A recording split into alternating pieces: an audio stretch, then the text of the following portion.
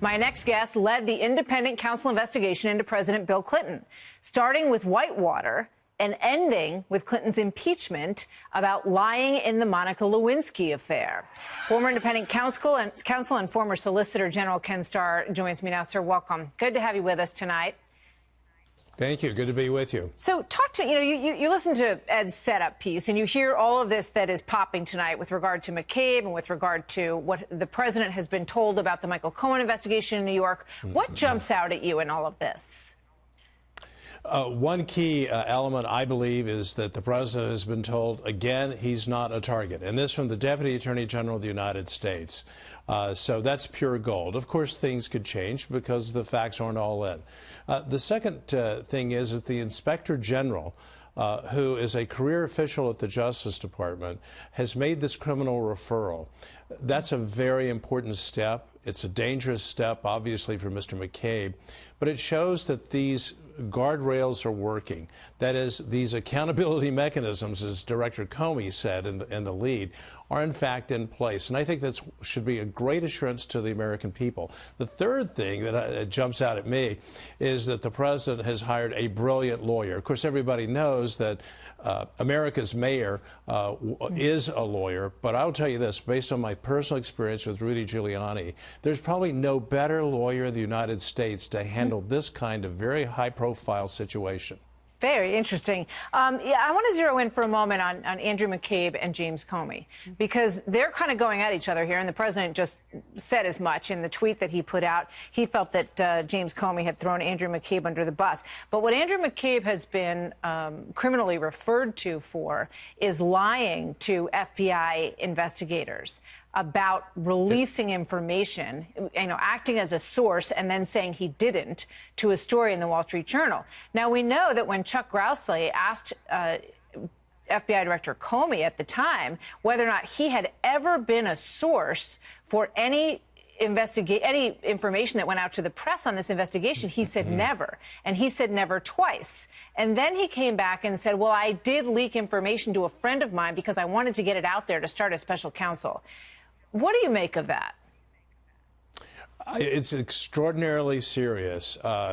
First of all, lying to Congress, like lying to the FBI, like lying under oath, and he was under oath when he was testifying before Congress, is an extremely serious thing. It's a potential felony. But he says he was a private citizen at the time. When asked about this, he said, well, I was a private citizen. I was just sharing some information with a friend. No, but he was carrying information that he received in his, or created in his capacity as director of the FBI. He just can't do that. It's totally inconsistent with the FBI's conduct, its ethical constraints, and the Office of Professional Responsibility, FBI, I think, would confirm this. You don't leak. You don't get documents out of FBI headquarters at the Hoover building and start sharing them directly or indirectly with a reporter. So it's a very serious breach of what the FBI stands for, which is integrity. And so both Mr. McCabe and Mr. Comey really have a lot to answer for now. And we expect that we're going to get the full Inspector General's report, which will go back and look at the decisions that were made in the Hillary Clinton investigation by former FBI Director James Comey. He doesn't seem to be worried about that at all right now, but clearly that is part of the subject of this ongoing investigation. I do want to ask you about this Michael Cohen matter a bit, because this is an investigation that sort of began with Robert Mueller's investigation into Russia. Now it has gone sort of down the chain, and it should be pointed out that the federal investigators sort of kicked this part of it up to New York and said there are financial issues that we're concerned with Michael Cohen, and it appears tonight that is with Michael Cohen and not with the president, at least based on what we know so far.